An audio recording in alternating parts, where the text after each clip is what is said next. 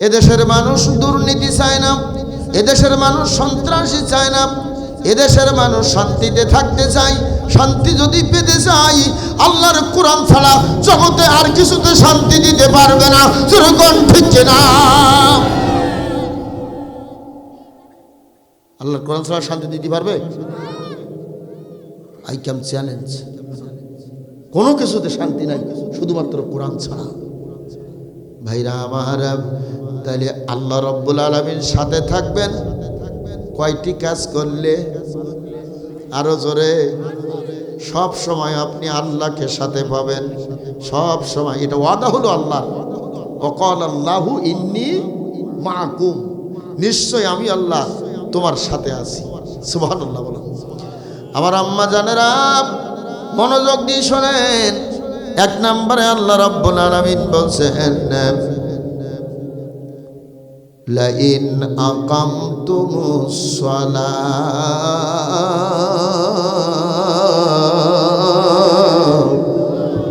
আরো জোরে বলতে হবে আল্লাহু আকবার। আমি যখন কোরআনুল কারিমের আয়াতে কারিমা বলা শেষ করব, আপনারা জবানে আল্লাহু আকবার বলবেন। প্রশ্ন করতে পারেন, হুজুর কি জন্য আল্লাহু আকবার বলবো? কি উপকার তাতে, কি লাভ আছে তাতে? দুইটা উপকারে উপকৃত হবেন। রব্বুল আলামিনের হাবিব বলেন, জবানে যারা আল্লাহু আকবার বলবে, আমার আল্লাহ ওই দেহের ভিতরে বড় কোনো রোগ দিয়ে পরীক্ষা নিবে না। খুব অসুবিধা হচ্ছে আপনার পেটের ভিতরে, দেহের ভিতরে, মনে মনে শুধু আল্লাহু আকবার বলবেন, আল্লাহু আকবার বলবেন, অ্যান্টিবডি তৈরি হবে। সুবহানাল্লাহ বলবেন। নবীজি বলেন, যারা আল্লাহর কোরআনের তেলাওয়াত শুনে জবানে আল্লাহু আকবার বলবে, আমার আল্লাহ তাআলা ওই দেহের ভিতরে কঠিন কোন রোগ নিয়ে পরীক্ষা নিবে না। যদি রোগ হয়েও যায়, আমার আল্লাহ চিকিৎসার সুব্যবস্থা করে দিবে। দুই নম্বরে আল্লাহর নবী বলেন, জবানে যারা আল্লাহু আকবার বলবে, আমার আল্লাহ তাআলা প্রত্যেকটা মানুষ শ্রেণী ভেদে চেহারার মধ্যে একটা জ্যোতি আছে, আছে না? শ্রেণী ভেদে প্রত্যেকটা মানুষের একটা জ্যোতি আছে। একটা কালো মানুষের ভিতরেও মুখের মধ্যে একটা জ্যোতি আছে, আছে না? আব্দুল হালিম বিন ইনায়েত সাহেবের রঙে একটু কালো মানুষ, কিন্তু চেহারার মধ্যে একটা জ্যোতি দেখা যায়। হ্যাঁ, এই যে সভাপতি সাহেব তাকে দেখেন, কালো মানুষ, কিন্তু চেহারার মধ্যে একটা জ্যোতি দেখা যায়। আল্লাহর নবী বলেন, মৃত্যুর আগ পর্যন্ত আমার আল্লাহ তাআলা চেহারার জ্যোতি নষ্ট করবে না। আল্লাহ সুবহানাহু ওয়া তাআলা বলেন, وقال الله إني معكم لئن أقمتم الصلاة وآتيتم الزكاة وآمنتم برسلي وعزرتموهم وأقرضتم الله قرضا حسنا। একথা কার?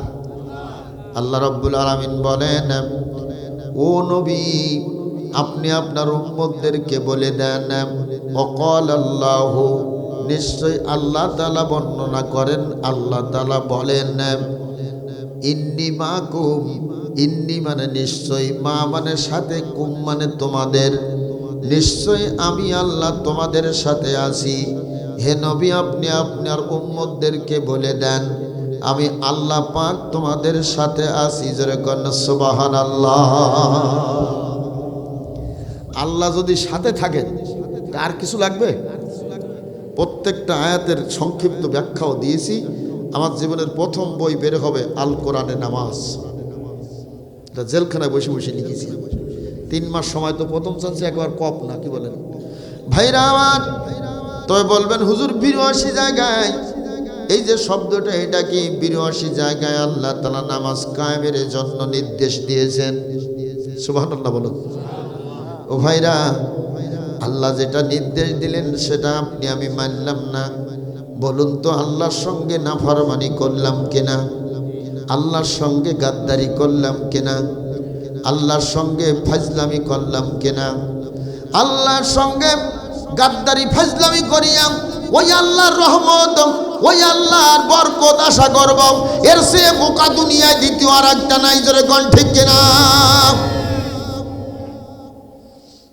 অসুবিধা হচ্ছে না ভাইরা আমার? এজন্য আমার আল্লাহ রাব্বুল আলামিন ডাক দিয়ে বলছে, বান্দা নামাজ নামাজ নামাজ। আমার নবী যেদিন বিদায় হয়ে যাবে, ও মা বোনেরা ভালো করে শোনেন, মা ফাতেমা দৌড়ে চলে এসেছে নবীর কাছে। বাবা, বাহিরে একজন মেহমান দেখলাম, আমি মদিনায় এইরকম মেহমান কোনোদিন দেখি নাই। নবী বলছে, মা কেমন মেহমান?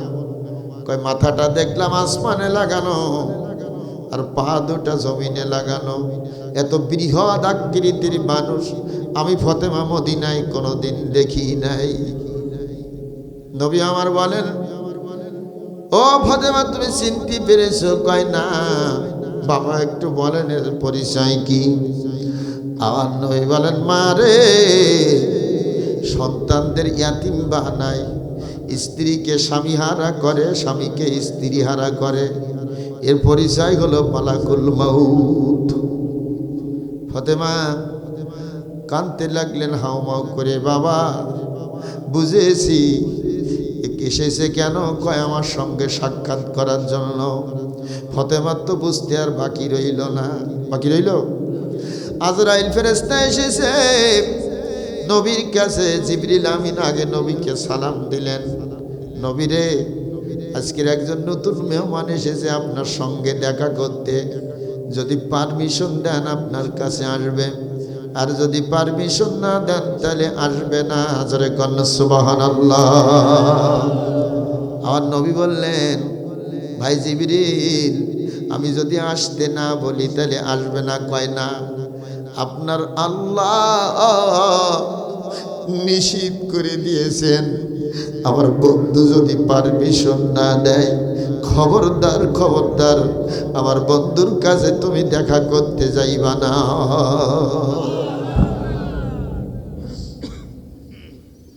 যুবকেরা রে, আমি দেখলাম দাঁড়াইয়া রাস্তায় অনেক যুবক ঘোরাফেরা করতেছে, বাজারে অনেক মানুষ দেখলাম। কোরআনের মাহফিল আগামীকালকের আর এখানে হবে না। হবে? আগামীকালকের আর এখানে হবে না। একটা দিনের জন্য 1 ঘন্টার সময় যদি এসে বসো, 60 ঘন্টা দাঁড়িয়ে দাঁড়িয়ে নফল ইবাদত করলে যে সওয়াব হয়, ওই পরিমাণ সওয়াব তার আমলনামায় দেওয়া হবে। ভাইরা আমার, নবী ফাতেমাকে ডাক দিলেন, মা এদিকে আয়, কান্দিস না রে মা। 6 বছর বয়সে মাকে হারিয়েছি। আল্লাহ তোমাকে যেদিন আমার ঘরে দিয়েছে, ওই দিন থেকে তোমার মা বলিয়া আমার মায়ের হারানোর যে ব্যথা বেদনা বিয়োগ, এটা আমি রসুল ভুলে গেছি। এবার কান্দিস না রে, তুই ফাতেমা কাঁদতে আমি সইতে পারি না। তোর মুখখানা, তোর কানটা আমার মুখের কাছে আগাইয়া দে। ফাতেমার কানটা নবীর কাছে আগাইয়া দিলেন। মা কেঁদো না, আমি নবী চলে যাওয়ার পরে এই মদিনায় কার সাথে আগে দেখা হবে না, সর্বপ্রথম দেখা হবে মা তোমার সাথে। ফাতেমা বুঝলেন আমার বাবা যাওয়ার পরে আমার ডাক আসবে, আনন্দ পাইলেন, কান্না বন্ধ হইল। ফাতেমা ঘরের ভিতরে চলে গেলেন। ফাতেমা ঘরের ভিতরে চলে গেলেন। হযরতে আজরাইল ফেরেশতা ঢুকেছে ঘরের ভিতরে। নবীরে আমার সালাম গ্রহণ করেন। আল্লাহর নবীকে সালাম দিলেন। আমার নবী সালামের জবাব দিয়ে বললেন, ভাই আজরাইল, কার হুকুমে তুমি এখানে এসেছো? কয়, আল্লাহর হুকুমে। কয়, যেই মালিকের হুকুমে তুমি এসেছো, ওই মালিকের হুকুম অনুযায়ী তুমি কাজ শুরু করতে পারো। সুবহানাল্লাহ বলে। তবে ভাই আজরাইল রে, একটা ছোট্ট দাবি তোমার কাছে করতে চাই। আমার উম্মতদের যখন রূহ কবজ করা হবে, এই উম্মতের রূহ কবজের সময় কেমন কষ্ট দেওয়া হবে আমাকে একটু দেখাও। আজরাইল ফেরেশতা এই হাতখানা, তার কুদরতি হাতখানা নবীর বক্ষ মোবারকের পরে রাখলেন। নবী বলেন, আমি যেন দেখলাম 7 জমিন আর 7 আসমান আমার বুকের পরে চাপিয়ে দেওয়া হয়েছে। ভাই আজরাইল রে, হাত উঠায়া লও, আমার উম্মতেরা সইতে পারবে না এত কষ্ট। মৌতের বেলায় নবীর কলেমা নসিবে জুটবে না। ও ভাই আজরাইল, এমন কোন ইবাদত আছে কি যে ইবাদত করলে পরে আমার উম্মতের মৃত্যু বেলায় কষ্ট দেওয়া হবে না? আজরাইল বললেন, নবীরে, আল্লাহ তাআলা ফরমান জারি করেছেন আমার মাধ্যমে, যদি আপনার উম্মতেরা দিনই রাতে 5 ওয়াক্ত নামাজ আদায় করে, নামাজ কায়েমের চেষ্টা করে, মৌতের বেলায় ছোট্ট শিশু সন্তান মায়ের কোলে দুধ খাইতে খাইতে যেমনে ঘুমাইয়া যায়, এমনি ভাবে তার মরণ হবে। মৃত্যু বেলায় তার কোনো কষ্ট দেওয়া হবে না। নবী আমার জোরে জোরে ডাক দিয়ে জীবনের শেষ কথা আল্লাহর নবী বলেছিলেন, আসসালাত আসসালাত ওয়া মা মালাকাত আইমানুকুম। ও সাহাবীরা, নামাজ নামাজ নামাজ, এই নামাজ খানা জীবনের সম্বল হিসাবে তুমি বাঁচিয়া নিবা। এই নামাজ খানা জীবনের পাথেয় হিসাবে তুমি বাঁচিয়া নিবা। খবরদার খবরদার, নামাজ থেকে দূরে যাবে যারা, তারা তাদের মুসলমানিত্ব হারিয়ে ফেলবে।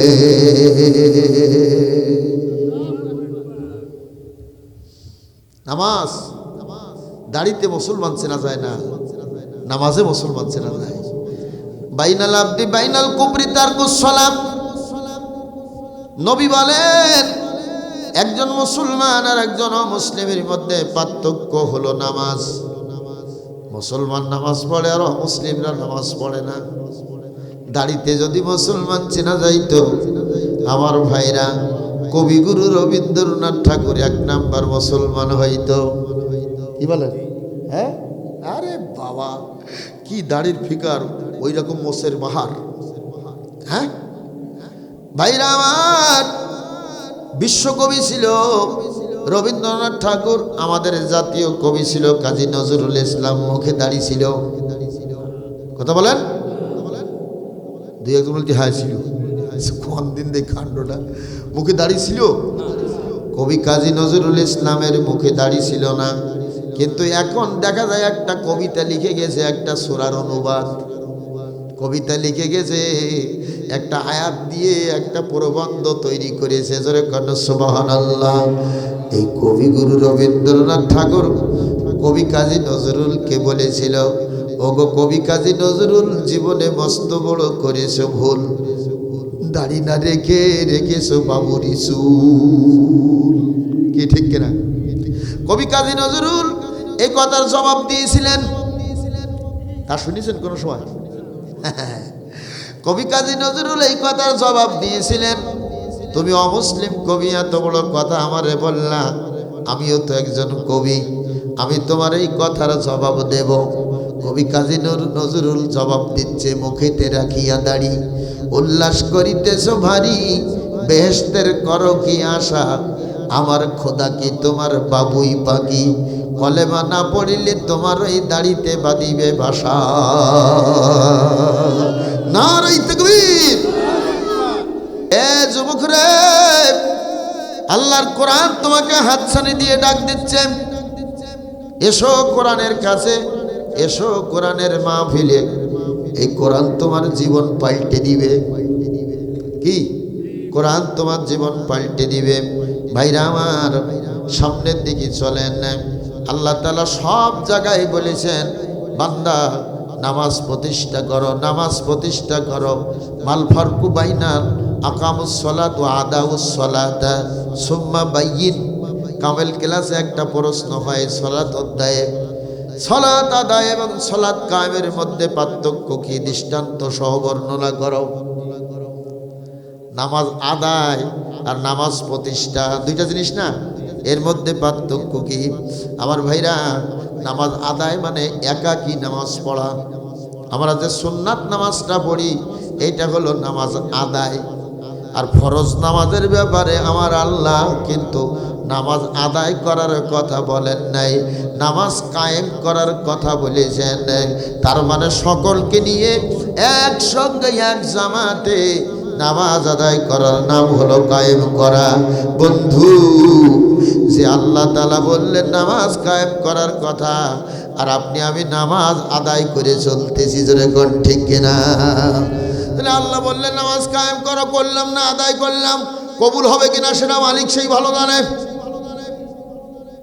আর কথা বুঝতেছেন তো? সারা জীবন ভর নামাজ কায়েমের চেষ্টা করলাম না, আপনি আল্লাহর কোরআন অমান্যকারী। নামাজ পড়েন তাতে কি হয়েছে?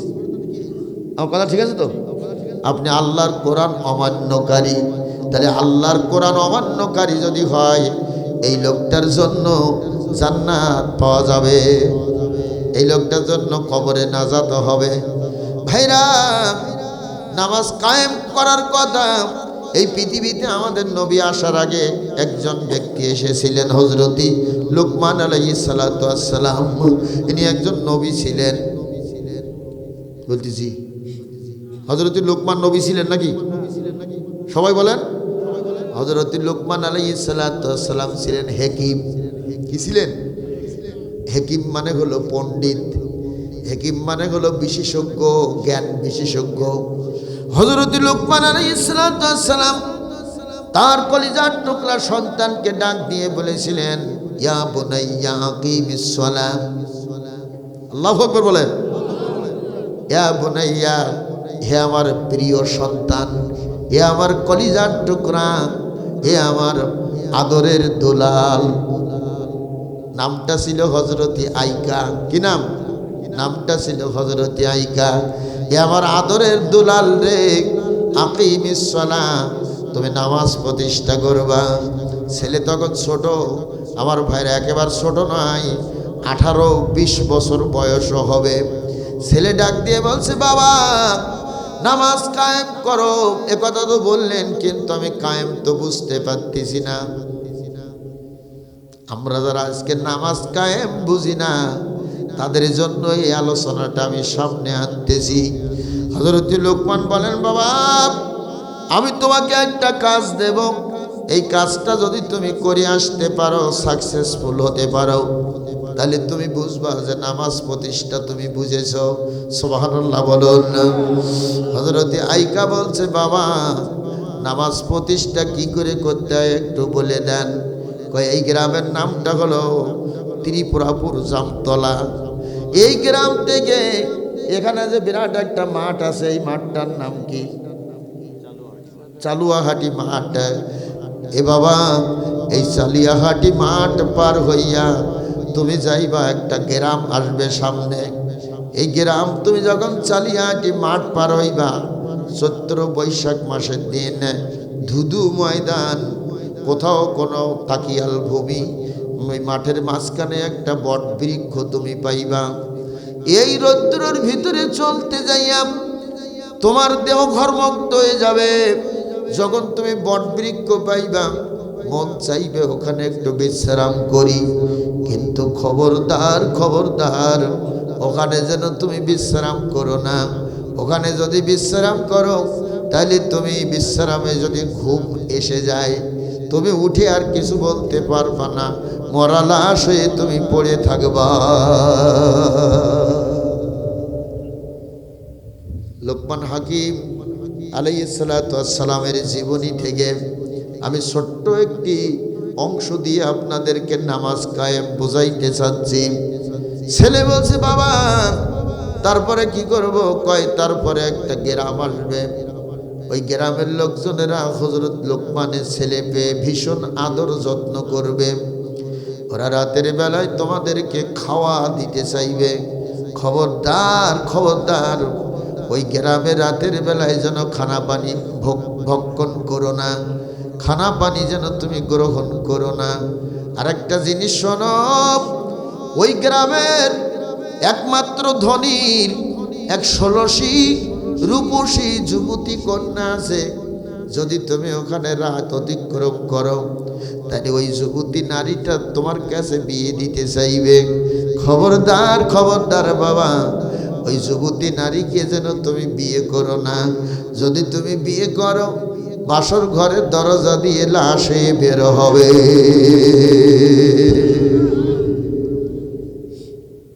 ভয়ে হযরত আয়েশা কাঁপতেছে, সর্বনাশ, তাহলে উপায় হবে কি? কয় বাবা তারপরে ওখান থেকে গেলে পরে কপোতক্ষ নদ আসবে। কপোতক্ষ নদীর উপরে কাঠের পাটনাস করিয়া, কাঠের প্ল্যাটফর্ম বানাইয়া একজন বিদেশি ব্যবসায়ী আছে। ওই বিদেশি ব্যবসায়ীর কাছে আমি কিছু টাকা পয়সা পাইব। ওই টাকাগুলো যদি তুমি আমার কাছে এনে দিতে পারো, তবে শোনো, ওই টাকা যদি তুমি আনতে যাও, তাহলে ওখানে কিন্তু রাজ থাকার কথা বলবে। ওই বিদেশি ব্যবসায়ী এমন একজন দুশমন, যত মানুষ তার কাছে টাকা পাইবে তাদেরকে ওখানে রাত অতিক্রম করতে হয়।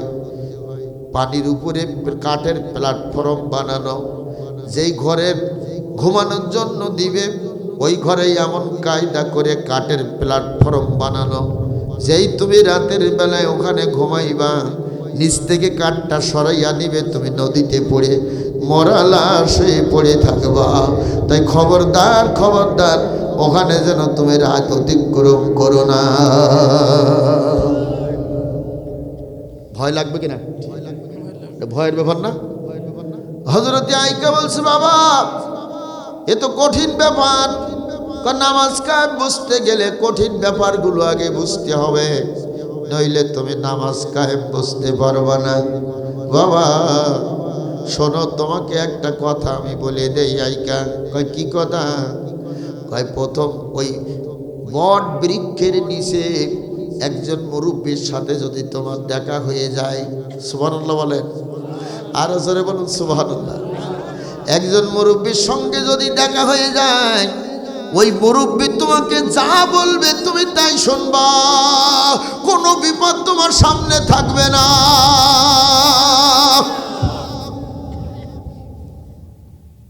মজাটা দিয়ে যাই, শুনবেন। আব্দুল লতিফ ভাই দাওয়াত দিয়েছে, এই এলাকার লোক কিন্তু আমার কেউ চেনে না। কি বলেন, চেনে? আল্লাহু আকবার। ভাইরা আমার শোনেন, হযরত লোকমান বলে দিলেন, ওই মুরব্বীকে যদি পাও, কিছুটা বুঝ দিছেন না? হ্যাঁ, মুরব্বীকে যদি পাও, তাহলে মুরব্বী যা বলবে তুমি তাই শুনবা। ওই মুরব্বীর কথার এদিকে ওদিকে যাও, জান যৌবন জীবন তোমার সব হারাইতে হবে, নইলে তুমি নামাজ কায়েম বুঝতে পারবা না। ভাইরা আমার, হযরত আয়েশা ডাক দিয়ে বলছে, বাবা আমাকে একটু দোয়া করে দেন।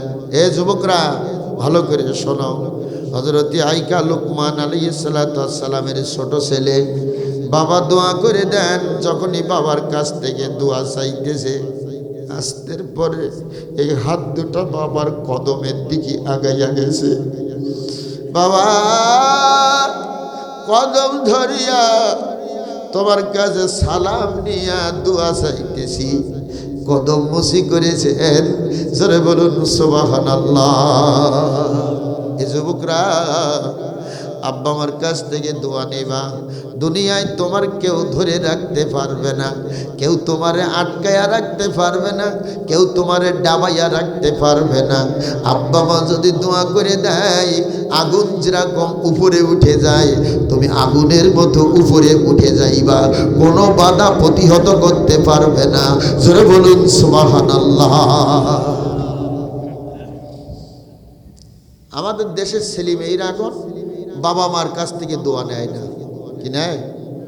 এ যুবক, বাবারে কষ্ট দিয়েছো, মারে কষ্ট দিয়েছো, আমি আজকে তোমার একটা ছোট্ট একটা ঘটনা বলে দিচ্ছি। ছোট্ট একটা ঔষধ তোমার ভিতরে ঢুকাইয়া দেওয়ার জন্য চেষ্টা করতেছি। তুমি জীবনে স্ত্রীকে তো কত খাওয়াইছো।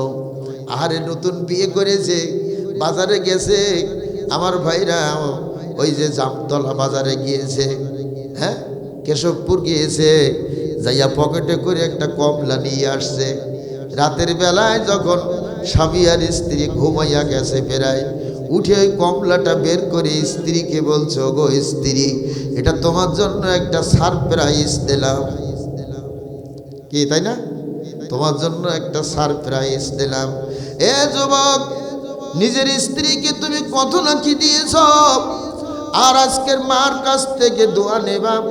যাদের মা বেঁচে আছে রে, আমি অদম গুনাহগার, তাদের বলতেছি একটা কমলা এই বাজার থেকে কিনে নিয়ে যাইবা। বাড়ি যাইয়া মাত্র 3 বার মা, ও মা, মাগো আমি তোমার কলিজার টুকরা সন্তান ডাকতেছি, এই কথা বলিয়া যখনই ডাক দিবেন, এক ডাকে মা ডাক শুনবে। জোরে বলুন সুবহানাল্লাহ। এ যুবকরে, তোমার স্ত্রী এক ডাকে ডাক নাও শুনতে পারে, কিন্তু তোমার মা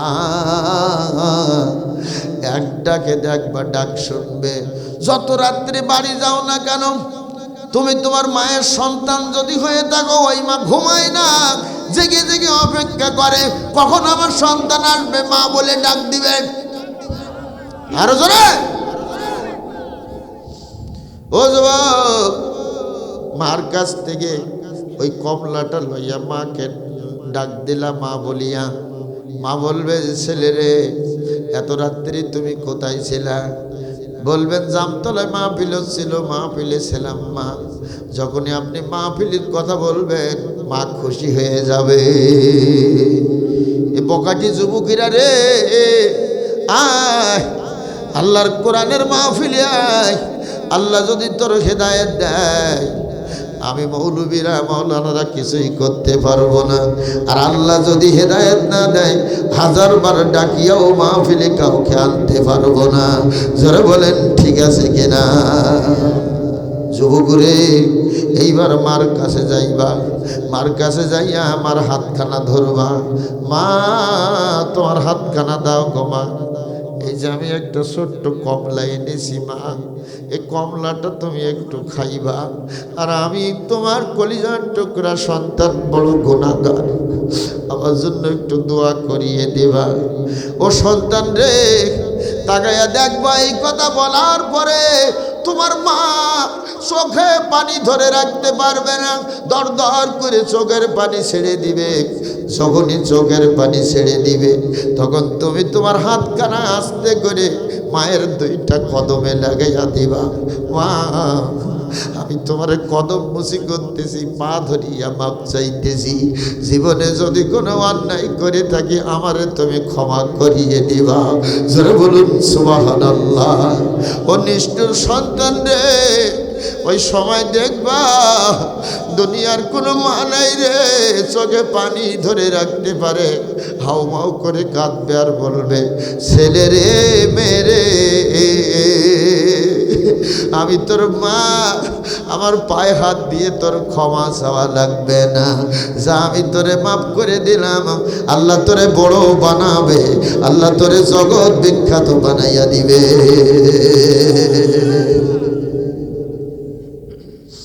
পারা যাবে একটু? আমার আল্লাহ তাআলা অর্ডার করেছেন এ ব্যাপারে, ওয়াকাদা রাব্বুকা আল্লা তা'বুদু ইল্লা ইয়াহু ওয়া বিল ওয়ালিদাইনি ইহসানা ইম্মা ইয়াবলুগান্না ইনদাকাল কিবারা আহাদুহুমা আও কিলাহুমা ফালা তাকুল লাহুমা উফফিন ওয়ালা তানহারহুমা ওয়া কুল লাহুমা কওলান কারীমা ওয়াকফিদ লাহুমা জানাহাদ দুল্লি মিনার রাহমাতি ওয়া কুর রাব্বির হামহুমা কামা রব্বায়ানি সগীরা। এ কথা কার? জোরে বলুন। قال النبي صلى الله عليه وسلم وعن أبي هريرة رضي الله تعالى عنه قال جاء رجل من أحكى الناس بحسن الصحابة قال أمك قال ثم من قال أمك قال ثم من قال أمك قال ثم من قال أبوك وفي رواية ثم أمك ثم أمك ثم أمك ثم أباك أدناك أدناك رواه البخاري ومسلم أو كما قال النبي صلى الله عليه وسلم জোরে একবার জবান খুলে বলুন সুবহানাল্লাহ। সব হতে যায় কি অসুবিধা হচ্ছে নাকি ভাইরা আমার? এই হাদিসে আয়াত নিয়ে যদি বর্ণনা করতে যায় ওদিকে 4টা কাজ আমি বলতে পারবো না, এজন্য আজকের আলোচনা ওদিকে যেতে চাচ্ছি না। ও সন্তান রে, আব্বা আমার কাছ থেকে দোয়া নেবা। কসম আল্লাহর, আমার বক্তৃতার জগতে আমার কোনো উস্তাদ নাই। আমার মা আমার জন্য দোয়া করে দিয়েছে, তাই আল্লাহ আমাকে বক্তা বানিয়েছে।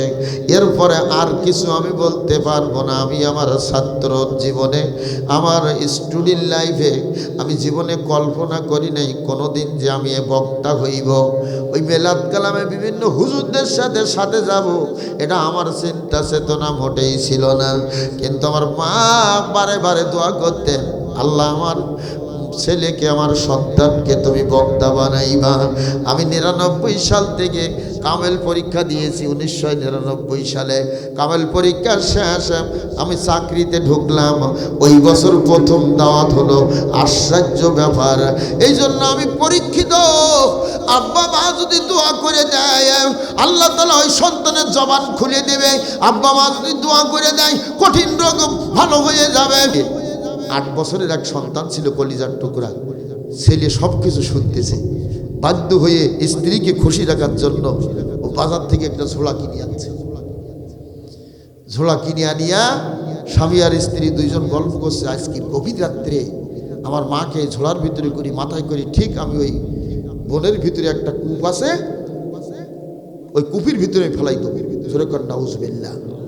ভাইরা আমার, 8 বছরের সন্তান সব কিছু শুনেছে। সব কিছু শুনিয়া গভীর রাত পর্যন্ত ঘুম পড়ে না। ঝোলাখানা লইয়া মার কাছে চলে গেছে। মার কাছে চলে যাইয়া ঝোলার ভিতরে মারে উঠাইছে। মারে যখন উঠাইছে, ওই 8 বছরের সন্তান বাবার হাতখানা ধরেছে। বাবা, কে আমার আর আদর করবে, কে দাদু ভাই বলে মুখে চুম্বন দিবে? আমার দাদির ফেলাইও না। কয় না, তোর মা যে বাড়িতে থাকতে চায় না, ওর ফেলাইয়া দিতে হবে, নইলে তোর মা আমার ঘর করবে না।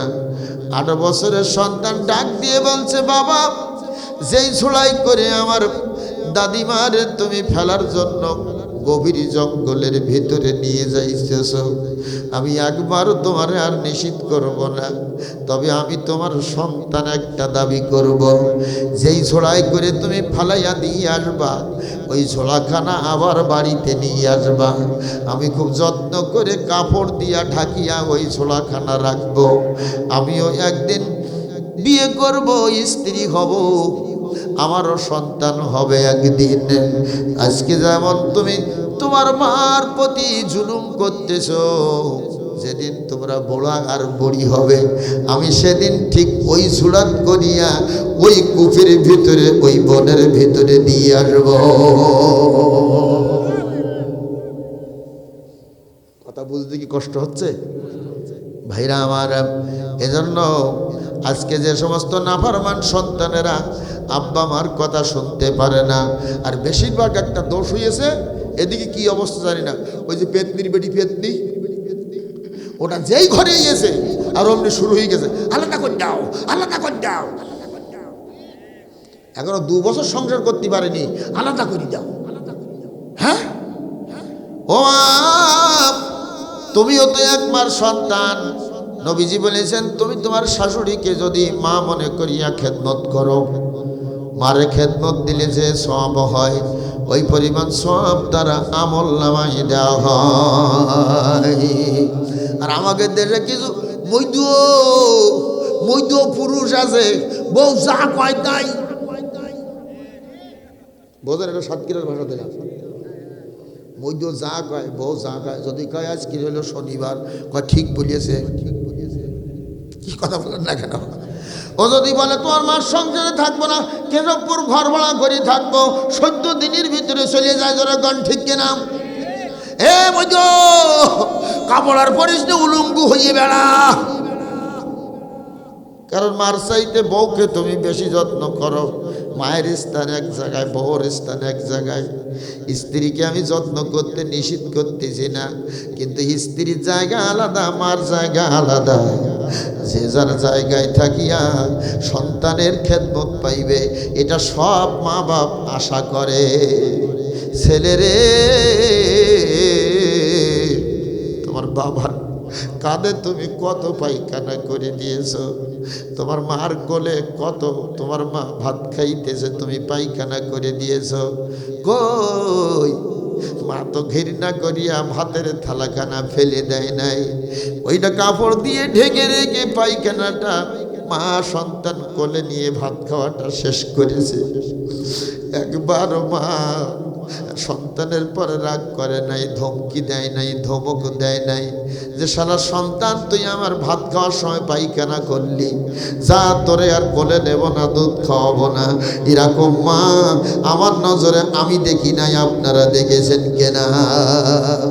এ সন্তান রে, মা এত কষ্ট দিয়ে করলো তোমার মানুষ করার জন্য, সেই মারে যদি খেদমত না করো, তোমার জন্য জাহান্নামের দরজা খোলা থাকবে, জাহান্নামের দরজা খোলা থাকবে। জোরে কোন ঠিক কিনা? অসুবিধা হচ্ছে? আমি সেদিন এক জায়গায় আব্বা আমার রস করছিলাম, দেখি 3-4 জন লোক উঠি গেল। আমি পাশে সভাপতি আছে, আমার সভাপতি সাহেব, এই যে 3-4 জন লোক উঠি গেল, কারণটা কি? কারণ আমার মাহফিল থেকে কেউ ওঠে না, সবাই বসে থাকে, কি ওয়াজ করে আল্লাহ ভালো জানে, কিন্তু আমার মার দোয়া কেউ ওঠে না। তো ওই যে 3-4 জন উঠিয়েছে, কারণটা কি? বলছে হুজুর ওই প্রথম যে ছেলেটা চলে গেল, ওইখান থেকে 1 সপ্তাহ আগে ওর মারে মেরেছে, তাই যেই মা বাবা রস করেছেন ওর গায়ে গাত্রদাহ শুরু হয়ে গেছে, ওর এখানে বসতে পারতেছে না। এখন যদি কেউ ওঠেন তো আমি কি তাই ভাববো নাকি? হ্যাঁ ভাইরা আমার শোনেন, মা এমন জিনিস, নবী আমার বলেছেন, আব্বা আমার মুখের দিকে নেক দৃষ্টি দিয়ে একবার তাকাইবা, একখানা নফল কবুল হজের সব তোমার আমলনামায় লিখিয়ে দেওয়া হয়। সন্তান রে, ওই মার পরে মাকে যেন তুমি কষ্ট দিও না। আমি গুনাহগার, আল্লাহ তাআলা কথা বলার জন্য কবুল করেছেন, তাই দাবি রেখে গেলাম। 1 নাম্বার আলোচনা, আপনাদের কাছে আব্বা মাকে কষ্ট দিবেন না, মারে কষ্ট দিবেন না, আব্বারে কষ্ট দিবেন না। ও ছেলে, মানুষ যখন বুড়া আর বুড়ি হয়ে যায়, বৃদ্ধ আর বৃদ্ধা হয়ে যায়, ছোট মানুষের মতো হয়ে যায়। ও ছেলে রে, খুব বৃদ্ধ হয়েছে, বৃদ্ধা হয়েছে, এরকম মা বাবার জন্য ঈদের সময় একটার জায়গায় 2টা শাড়ি কিনে দিবা, 2টা লুঙ্গি জামা কিনে দিবা। দেখবা পরের দিন সকালে সারা রাস্তা গরম করে ফেলবে যে আমার ছেলে মতিউর রহমান দফাদার, আমার ছেলে মাওলানা আব্দুল লতিফ, আহারে কেশবপুর বাজারে যত লুঙ্গি জামা ছিল, শাড়ি ছিল, সব কিনে এনেছে। কি দেশের তোমার তো 2টা, কিন্তু সবার কাছে গল্প করি বেড়াবে। আহারে সুবহানাল্লাহ বলে। এজন্য ভাইরা, আব্বা আমার কথা আমি বলবো, আপনারা কষ্ট দিবেন না। আল্লাহ তাআলা আপনার সংসারে কোনো অভাব দিবে না, আল্লাহ তাআলা আপনার কোনো কষ্ট দিবে না। আর আব্বা আমার কাছ থেকে সব সময় দোয়া নিয়ে পথ চলবেন। হযরত লোকমানের ছেলে আইকা বলতেছে, বাবা দোয়া করে দেন। কদম মুসি করিয়া বাবার কাছ থেকে দোয়া নিয়ে পথ রওনা হয়েছে। বিরাট বড় মাঠ, চৈত্র বৈশাখ মাসের দিন, দেহ ঘরমুক্ত হয়ে গেছে, তাপমাত্রা বেশি। ওই বট বৃক্ষের নিচে গাছতলায় যখন গেছে, আমার ভাইরা, এই অস্কানা আমার মনে পড়েছে। আমি এসে দেখি এই জায়গাটার নাম হলো জামতলা। তখন আমার মনের ভিতরে ক্যাচ করেছে যে তাই তো গাছের রস করা লাগে, তা সেটা না হয় জাম গাছ হোক। সুবহানাল্লাহ বলে। ওই মাঠের মাঝখানে বিরাট বড় জাম গাছ, ওই জামতলায় যখন গেছে মনের ভিতরে আরাম পাচ্ছে যে ছায়ার ভিতরে একটু দাঁড়াই, ছায়ার ভিতরে একটু বিশ্রাম করি, কিন্তু বাবা নিষেধ করে দিয়েছে এখানে যেন বিশ্রাম করো না, লাশ হয়ে পড়ে থাকবা। আমার ভাইরা মনের মধ্যে চাচ্ছে বিশ্রাম করি, কিন্তু আবার বাবা নিষেধ করেছে, কোনটা শুনবে? বাবারটা শুনবে। ওই গাছের জাম গাছের ছায়া যখন অতিক্রম করতেছে আমার ভাইরা প্রায় শেষ হবে, হঠাৎ করে মনে পড়েছে বাবা বলেছিল একজন মুরব্বী থাকবে, দেখি এই মুরব্বী এখানে আছে কিনা। পিছন দিকে তাকায়া দেখে মুরব্বী ডাক দিচ্ছে, আইখা এদিকে আয়, কিছু কথা বলতে চাই। জোরে বলুন সুবহানাল্লাহ। আইকা বলছে, মুরব্বী আমি তো আপনার নামখানা জানি না, কিন্তু আপনি আমার নাম জানলেন কি করে? কয় আমি তোমাকে অনেক আগের থেকে চিনি। আরো জোরে, আমি অনেক আগের থেকে তোমারে চিনি। আইকা তুমি বসো। কয় না, বাবা নিষেধ করেছে, এখানে আমি বসতে রাজি না। কয় তোমার বাবা কি বলে নাই একজন মুরব্বী থাকবে, ওই মুরব্বী যা বলবে তুমি তাই শুনবা? বলছে হ্যাঁ তা বলেছে। কয় তাই যদি বলে থাকে আমি বলছি বসো, বিপদ আপদ যা আছে আমি দেখব। জোরে কোন সুবহানাল্লাহ। এখন কার কথা শুনতে হবে? জোরে বলেন। মুরব্বির কথা শুনিয়া ঘাসের উপরে বসে গেছে, শ্রান্ত ক্লান্ত দেহ তো যেই বসেছে মন চাইছে একটু শুয়ে পড়ি। ফিরফির ফিরফির করে বাতাস আসে। আমার ভাইরা ঘর্মক্ত দেহ কেমন আরাম লাগে, যেই দেহের ভিতরে আরাম পাইছে গাছতলায়, জাম গাছতলায় ঘুমিয়ে গেছে। ধরে কোন সুবহানাল্লাহ। যখন ঘুমিয়ে গেছে আমার ভাইরা, বৃদ্ধ কিন্তু জাগা আছে, উনি ঘুম পড়েন নাই। বৃদ্ধ তাকাইয়া দেখে ওই গাছ থেকে একটা বিরাট বড় বিষধর সাপ নিচের দিকে আসতেছে, নিচের দিকে গাছের গোড়া দিয়ে নেমেছে, নেমে যেদিকে আইকা শুইয়াছে ওই দিকে যাইতেছে। বৃদ্ধ এই দৃশ্য দেখিয়া কাছে থাকা আমার ভাইরা অস্ত্রখানা বের করেছে। অস্ত্রখানা বের করে আইকার মাথার কাছে চুপ করে যাইয়া দাঁড়াইয়া আছে। ওই সাপে ফানা উঁচু করিয়া দংশন করতে যাবে মাথায়, আর বৃদ্ধ অস্ত্র দিয়ে এমন আঘাত করেছে সাপের দেহ থেকে মাথাটা আলাদা হয়ে গেছে। আইকা এখনো ঘুমাইয়া আছেন, ঘুম থেকে জাগলেন, জেগে দেখে বিরাট বড় একটা সাপ পড়ে আছে। আরে আরে বৃদ্ধ, কি আশ্চর্য ব্যাপার, এখানে তো কোনো সাপ আমি দেখি নাই, এ সাপ আসলো কোথার থেকে? তাও দেখছি সাপের মাথা নাই, মাথাটা আলাদা, ধর থেকে আলাদা। বৃদ্ধ বলছে তোমার বাবা নিষেধ করেছিল এই কারণে এখানে যত মানুষ বিশ্রাম করে এই সাপে তাদেরকে দংশন করে। ওই যে একটা লাশের স্তূপ হয়ে পড়ে আছে, এই জন্য তোমার বাবা নিষেধ করেছিল ওই গাছতলায় যেন তুমি বিশ্রাম করিও না। কিন্তু তোমার বাবা আমার কথা বলে দেওয়ার কারণে আমি তোমার সাহায্যের জন্য হাতখানা বাড়িয়ে দিয়েছি। তোমারে দংশন করতে যাচ্ছিল, তাই আমি তরবারির আঘাতে ওরে ধর থেকে মাথাটা আলাদা করে দিয়েছি। নারায়ে তাকবীর। প্রচন্ড শীত, কতক্ষণ থাকবেন? সুবহানাল্লাহ বলেন, আর জোরে বলুন সুবহানাল্লাহ। কষ্ট হচ্ছে আপনাদের? হ্যাঁ ভাইরা আমার, আলহামদুলিল্লাহ। আমি তো ভাবলাম মনে হয় লোকজন আর আসবে না, আর ময়দান একেবারে ফুল। সুবহানাল্লাহ বলেন। 2-5 জন লোক আসলে বসার জায়গারও নেই। সুবহানাল্লাহ বলেন। কত কপাল পড়া যারা মাহফিলে আসে নাই, অধম, কোরআন তারা বুঝলো না। এই এলাকায় আল্লাহ পাকের অসংখ্য রহমতের ফেরেশতা সাকিনা নাজিল করছে আসমান থেকে। জোরে কর সুবহানাল্লাহ। ফেরেশতারা বলছে আল্লাহ তোমার যেই বান্দা বান্দিগুলো, দেখেন মহিলারা প্যান্ডেল টাপে টাপে ফুল, ফেরেশতারা বলছে আল্লাহ তোমার যেই বান্দা বান্দিরা কোরআন শুনছে ওই বান্দা বান্দিদেরকে মাফ করে দাও। জোরে বলুন সুবহানাল্লাহ। ভাইরা আমার চলেন সামনের দিকে আর একটু আগাই। বৃদ্ধ বলছে মাইকা এবার তুমি যেতে পারো। আইকা বলছে বৃদ্ধ একটা দাবি করব, আমার দাবিটা আপনি রাখবেন কিনা? কয় কি দাবি? কয় দাবি হলো এই, এখনো আমার 2টা মঞ্জিলি খুব ভালো পরীক্ষা দিতে হবে আমাকে।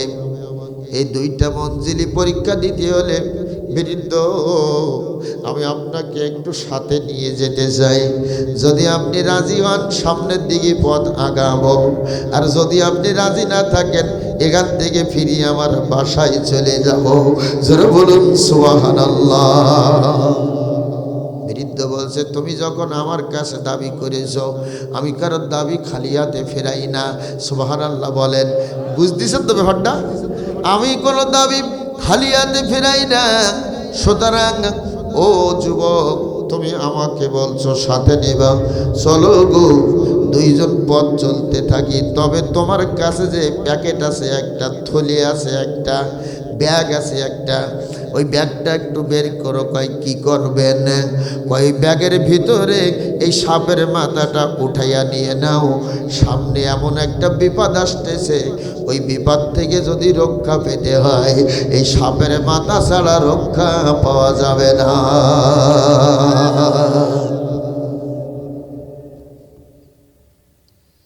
ভাইরা আমার, সাপের মাথাটা ব্যাগের ভিতরে ঢোকালেন। ব্যাগের ভিতরে ঢুকাইয়া হযরতে আইকা মুরব্বিকে লইয়া সামনের দিকে রওনা দিয়েছেন। সামনে কি আসবে? গ্রাম। নদী আসবে? নদী এখনো পরে, সামনে আসবে গ্রাম। গ্রামের লোকজন, আমি যেমন আসার পরে ছোট্ট ছোট্ট বাচ্চারা বলছে আমরা বক্তা রিসিভ করিয়ে নেব। সুবহানাল্লাহ বলেন। এটা ছোট্ট বাচ্চা দেখি মাহফিলের কান ঝোলানো, আমি ওর কথাটা শুনে আমার কলিজা ঠান্ডা হয়ে গেছে। ছোট্ট বাচ্চা মনে হয় 2 কি 3-তে পড়ে, এরকম 4-5টা বাচ্চা আব্দুল লতিফে ওয়াজ করতেছে, তো বলতেছে যে আমরা বক্তা রিসিভ করে নেব। সুবহানাল্লাহ বলেন। আমি ওদেরকে অবমূল্যায়ন করলাম না, আমি সালাম দিয়ে দিয়ে হাতে হাত দিলাম যে এরাই তো বাংলাদেশের ভবিষ্যৎ। কি বলেন? আজকের শিশু আগামী দিনের নেতা, আগামী দিনের নেতৃত্ব দিবে। এই বাংলাদেশের নেতৃত্ব চলবে আল কোরআনের নেতৃত্ব। জোরে বলেন ঠিক কিনা? সেদিন বেশি দূরে নয়, অপেক্ষা করেন। আল্লাহর কোরআন আপনাকে হাতছানি দিয়ে ডাকছে। আগামীর বিশ্ব আলেম ওলামার বিশ্ব, আগামীর বিশ্ব আল কোরআনের বিশ্ব। এই বাধা কেউ অতিক্রম করতে পারবে না। আমরা প্রতিহত করার জন্য পথে নামতে রাজি আছি। যারা রাজি আছে দুগালা হাত তুলে দেখার। আল্লাহ তাআলা কবুল করুক। জোরে বলে আমিন। আরো জোরে বলে আমিন। ভাইরা আমার, যুবক আইকা বিরুদ্ধে লইয়া পথ চলতেছেন। ব্যাগের ভিতরে সাপের মাথাটা আছে। চলতে চলতে গ্রাম এসেছে। গ্রামের লোকজনেরা চারিধার দিয়ে ঘেরা করে ধরেছে। এত সুন্দর চেহারার ছেলে, একজন আল্লাহওয়ালা ব্যক্তির ছেলে। কি বলেন? আল্লাহ তার নামখানা কোরআনুল কারিমে একটা সূরা নাজিল করেছেন। কি ভালো আল্লাহ তাআলা তাকে বেসেছেন। জোরে কোন সুবহানাল্লাহ। সূরাতুল লোকমান, সূরাতুল লোকমান। আমার ভাইরা, গ্রামের লোকজন বলছে এরকম চেহারার মানুষ আমরা কোনোদিন দেখি নাই। কি পরিচয়, কোথায় বাড়ি, কোথায় ঘর, কি নাম তোমার? কয় আমি হযরত লোকমানের ছোট ছেলে আইকা। সুবহানাল্লাহ বলেন। আরো জোরে বলুন সুবহানাল্লাহ। আমি হযরত লোকমানের ছোট ছেলে আইকা। কয় আমরা তো তোমাকে খুঁজতেছিলাম, আজ রাতের বেলায় আমাদের গ্রামে তোমার থাকা লাগবে। আমরা রাতের বেলায় খানা পেনা পাক করব, তারপরে এক জায়গায় বসিয়া আমরা খাইব। এটা হবে পিকনিক, বনভোজন। যারা বলুন সুবহানাল্লাহ। আইকা বলছে যুবকেরা রে, আমার বাবা নিষেধ করেছে তোমাদের এখানে রাত থাকতে, আবার রাতের খানা গ্রহণ করতে। না না না, সেটা হবে না। ওরা কয়েকজন যুবক যুক্তি করিয়া ওই বৃদ্ধের কাছে গেছে, মুরব্বীর কাছে। মুরব্বী গো, আপনি যদি রাজি হয়ে যান তাহলে আইকা রাজি হয়ে যাবে, আপনি একটু তারে বুঝান। মুরব্বী বলছে ঠিক আছে আমি রাজি হয়ে গেলাম। আইকা বলছে কোনো দোষের নাই, আমিও রাজি হয়ে গেলাম। বাবা বলি দিয়েছে কি, মুরব্বী যা বলবে তুমি তাই শুনবা। ভাইরা আমার শোনেন মনোযোগ দিয়া। দুইজন রাজি হয়ে গেলেন রাত থাকার জন্য। যুবকরা অনেক আগের থেকে একটা প্ল্যান পরিকল্পনা করে রেখেছে। হযরত লোকমানের ছেলেকে যদি আমরা কোনোদিন পাই, এই গ্রামে রাতের বেলায় তারে রাখবো, রাতের খানা দিয়ে তারে আমরা তার কাছে একটা প্রস্তাব নিয়ে যাব।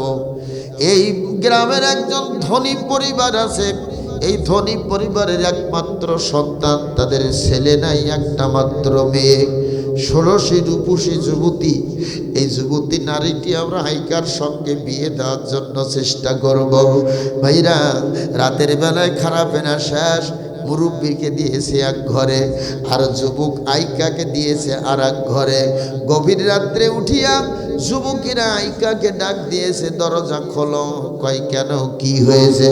কয় তোমার সঙ্গে স্পেশাল কিছু কথা আছে, আমরা বলতে চাই। হযরতে আইকা দরজা খুলে দিয়েছে। ও যুবকেরা, কি বলতে চাও? কয় বলবো আমি এইটা, আমাদের এই বাড়ির সবচাইতে এই গ্রামের ধনী পরিবার, এই পরিবারে মাত্র একটা মাত্র সন্তান, ষোড়শী রূপসী যুবতী। আমরা এই যুবতী নারীকে তোমার সঙ্গে বিবাহ দিতে চাই, বলো তুমি রাজি আছো কিনা? আইকা বলছে, আমার বাবা নিষেধ করেছে, আমি ওই বিয়া করতাম না। এখনকার জামানায় ছেলেরে যদি বাবা নিষেধ করে, মেয়েরে যদি বাবা নিষেধ করে যে এই মেয়ের জন্য বিয়া করো না, তখন ছেলে বলে তুমি বুড়ো মানুষ বোঝো, ওই মেয়ে হলো আমার জীবনের আলো। কথা বলো না কেন? এ যুবকেরা রে, আব্বা মাকে পছন্দ করার এখতিয়ার হয়তোবা কেতাবে নাই, কারণ যুবক যদি পছন্দ করে আব্বা মা তাতে রাজি হয়ে যাবে। কিন্তু তুমি গোপনে আব্বা মাকে না জানিয়ে মোবাইলি ঠাসঠুস করিয়া কখন নিয়ে চলে গেছো। লোকেরা সকালবেলা উঠিয়া গঞ্জন ছড়াইয়া দিয়েছে, এই গ্রামের ময়না তোতা পাখি নাই। কি নাই? ময়না তোতা চলে গেছে। তোতা হলো পুরুষ, ময়না হলো যুবতী নারী। জোরে কর ঠিক কিনা? লোকেরা এখন হাততালি দেয়, দেখছো কি সন্তান লালন পালন করেছে, অমুকের ছেলে অমুকের মেয়ে নিয়ে চলে গেছে। এ ছেলেরে, আগেকার দিনের যুবক মুরব্বী, এখানেও মানুষ অনেকেই বসা আছেন, বাবার মা যা পছন্দ করে দিয়েছে তাই তারা মেনে নিয়েছেন। কি ঠিক কিনা? আর আগেকার দিনে ছিল পণের যুগ। এই আমরা যেমন দেলমোহর দিয়ে স্ত্রীকে নিয়ে আসি, দেলমোহর অনেকেই দেই, অনেকেই দেই না। আগেকার জামানায় বলতে ওটা পণ দিয়ে স্ত্রীকে কিনে আনতে হবে। যে যত বেশি টাকা দিতে পারবে তার স্ত্রী তত বেশি সুন্দরী হবে। কি ঠিক কিনা? পণের যুগের কেউ আছেন নাকি বাবা এখানে যে স্ত্রীকে টাকা দিয়ে কিনে আনছেন? আমার দাদিরই কিনে আনছিল দাদা 11 টাকা দিয়ে। 11 টাকা, সেই জামানায় 11 টাকা 2 বিঘা জমি হতো। সুবহানাল্লাহ বলেন, আরো জোরে বলুন সুবহানাল্লাহ। ভাইরা, এখন হারিয়ে গেছে সব। এই পণের যুগে স্ত্রীকে টাকা দিয়ে কিনে আনা হতো। এই স্ত্রীর গর্ভে যা হতো ওগুলো আল্লাহর ওলি হতো। আর এখন দেখা দেখি থাক, আগে মাল করি, কি দেওয়া তাই বলো। মেয়ের বাবা যেন বিরাট অপরাধ করেছে একটা মেয়ে জন্ম দিয়ে। কি এদিকে চলছে নাকি? আমার ভাইরা, পণের যুগ চলে গেছে, এখন এসেছে কি বলেন তো? হ্যাঁ, ওই যে বলিছে যৌতুক দেবা না, তোমার মেয়ে আমি নেব না। জোরে কোন ঠিক কিনা? সবাই না, একটু ওয়াজ করিয়ে একটু কমিছে। আগে ব্যাপক যৌতুক ছিল মাঝখানে এক সময়। যৌতুক ছাড়া মানে মোটর সাইকেল ছাড়া একটা চাকরিদার ছেলে পাওয়া বিশাল কষ্ট ছিল। কি বলেন? চাকরিদার ছেলে দিতে গেলি মোটর সাইকেল। মেয়ের বাপ যেন মরিয়েছে একটা মেয়ে জন্ম দিয়ে, একেবারে জন্মের মোরা মরিয়েছে। ভাইরা আমার, তাই আমি 14 সালে আবার জেলখানার ভিতরে চলে গেলাম। যেই একখান কবিতা লিখলাম, কবিতার নাম হলো যৌতুক। কি নাম? যৌতুক নাম দিলাম যৌতুক। শোনেন কবিতাখানা। একটি কথা বলতে চাই ওগো দোলা ভাই, সাইকেল ঘড়ি সবই দিলাম, আরো কি বা চাই? খুশি হয়ে দিলাম গাড়ি, আরো দিলাম ঘড়ি। দিন কতক পর বলবে আবার দাও না কিনে বাড়ি। মেয়ে পুষে কত জ্বালা বুঝছে মেয়ের বাপ, ছোট মেয়ে বড় করে হচ্ছে অভিশাপ। ভেবেছিলাম মেয়ে পেয়ে পাবো জামাই বাবু, ছোট মেয়ে বড় করে খাচ্ছি হাবু ডুবু। আগে যারা করত বিয়ে নগদ টাকা দিয়ে, তাদের বিয়ে মানত স্ত্রীদের মোহরটি পেয়ে। কিন্তু আজই উল্টে গেছে এমনি কলির হাল, বিয়ে করা যেমন তেমন বলছে টাকাও ফেল। বিয়ে করা যেমন তেমন টাকা হলো খাঁটি, কলজে পুড়িয়ে না দিলে তার মেয়ের জীবন মাটি। বলে সব তাড়াতাড়ি বাপের বাড়ি যা, টাকা চেয়ে আন, খালিয়াতে ফিরলে তোরে নইলে যাবে প্রাণ। এসব কথায় অনেক বুবু বাপের বাড়ি যায়, বাপের বাড়ির অভাব দেখে গলায় দড়ি দেয়। অনেক মা অনেক বোন স্বামীর নির্যাতন সইতে না পেরে বাবার বাড়ি চলে গেছে। বাবার এমন অভাব, দুপুরবেলার খাওয়া চাউল নাই ঘরে, রাতের বাজার নাই ঘরে। এদিকে স্বামীর নির্যাতন সইতে পারে না, তাই দুঃখ কষ্ট চাপা রেখে ভোর রাত্রি অন্ধকারে বাড়ির পাশে গাছ ছিল, গলায় দড়ি দিয়ে মরেছে। কেমন করে ফিরবি ঘরে দেখবি স্বামীর মুখ, যৌতুকের টাকা যদি নিয়ে যেতে না পারি, সারা জীবন খোটা দেবে হবে না কসু। বলে সব কেমন করে ফিরবি ঘরে দেখবি স্বামীর মুখ, যৌতুকের টাকা যদি নিয়ে যেতে না পারি, সারা জীবন খোটা দেবে হবে না কসুক। ছেলে দেখা মেয়ে দেখা আসল ব্যাপার নয়, আসল ব্যাপার বোনের চুক্তি বলতে লজ্জা পায়। হারাম খেয়ে পেটটি মোটা করিও না আর, কোরআন হাদিস পড়ে দেখো কোথায় তোমার ঘর। হারাম খেয়ে আরাম করা যদিও ভারী মজা, জাহান্নামে যেতে হবে হারাম করে সাজা। একই আজব নীতি হলো আজ মুসলমানের ঘরে, কোরআন হাদিস না পইলাই ওরা যৌতুক নামক হারাম খেয়ে মরে। জোরে বলেন ঠিক কিনা? একটু মা বোনদের উপকার করি গেলাম। ও যুবকরা, যেই কয়জন যুবক আছে এখানে নতুন বিয়া করছো, এখনো বিয়া করো নাই, একজন যুবক একটু হাত উঁচু করে দেখাবা, হুজুর বিয়া করব কিন্তু দাবি করিয়া যৌতুক নেব না, দাবি করিয়া কোনো যৌতুক নেব না, যৌতুক নেওয়া হারাম, এটা আমার দ্বারা সম্ভব হবে না। এরকম একজন যুবক একটু থাকলে, নতুন বিয়া করছো বা বিয়া করবা, একটু হাত উঁচু করে দেখাও যে হুজুর আমি যৌতুক নিয়ে বিয়ে করব না। কয়জন আছে? হাত উঁচু করেন। কয়জন? নাই? কথা বোঝে নাই? আমার কথা বুঝতে পারেন নাই? সব বিবাহিত? তা বিবাহিত হলেও তো বললাম নতুন বিয়ে হয়েছে এরকম হাত তোলেন যে হুজুর আমরা যৌতুক নেব না, চাইয়ে যৌতুক নেব না, দাবি করে নেব না, যদি শ্বশুর শাশুড়ি কিছু দেয় সেইটা নেব। এরকম কজন আছেন? একটু হাত তোলেন। এ নেওয়া হয়ে গেছে? আল্লাহু আকবার বলেন। আমার ভাইরা শোনেন, হারাম থেকে দূরে থাকবেন। কি থেকে? যৌতুকের টাকা দাবি করে নেওয়া আর বুনুসরের গোস্ত খাওয়া একই রকম। যদি কেউ নিয়ে থাকেন শ্বশুর শাশুড়ির কাছে মাপ চাইবেন। মনিরুল ইসলাম বেলালি বলে গেছে যৌতুকের টাকা নেওয়া হারাম, এটা নেওয়া যাবে না। একজন মা বাবা তার কলিজার টুকরা সন্তানকে 18টা বছর 20 বছর রক্ত পানি করিয়া খাওয়াইয়া লেখাপড়া শেখাইয়া আপনার হাতে তুলে দিচ্ছে, ওইটাই তো আপনার জন্য বড় চাওয়ার পাওয়ার। জোরে কোন ঠিক কিনা? ভাইরা আমার, ওই 16 উপসী যুবতী আমরা এই যুবতীকে তোমার কাছে বিয়ে দিতে চাই, বলো তুমি রাজি আছো কিনা? কয় না না না, আমার বাবা নিষেধ করেছে, আমি বিয়া করতে রাজি নাই। ওই যুবকরা বলছে শোন, আগে একবার রাতের খানা খাইতে চাচ্ছিল না, আমরা ওই মুরব্বির কাছে গেছিলাম। ভাইরা আমার বলছে আগে একবার খানা খাইতে রাজি হচ্ছিল না, ওই মুরব্বির কাছে বলার কারণে রাজি হয়েছে। চল আমরা দল বাঁধিয়া মুরব্বিকে অনুরোধ করব। মুরব্বির কাছে যে বলছে মুরব্বি, এই গ্রামের 16 রূপসী যুবতী নারীটা আইকার কাছে বিয়ে দিতে চায়, আপনি রাজি হইলেও রাজি হয়ে যাবে। জোরে বলুন সুবহানাল্লাহ। মুরব্বি বলছে আমি রাজি হয়ে গেলাম, আইকা তুমি রাজি হয়ে যাও।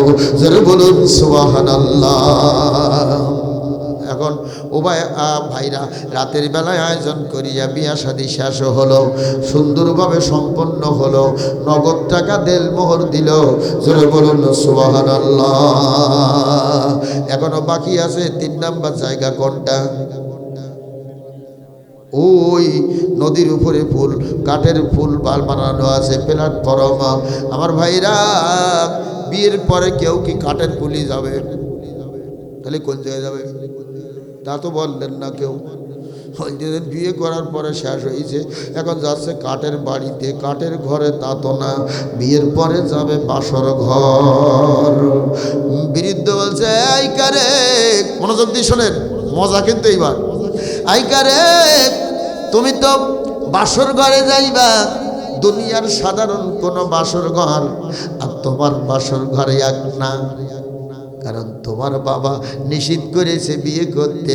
এর ভিতরে তো অনেক কারণ রয়েছে, সেটা আমি জানি, তুমি এটা বুঝবা না।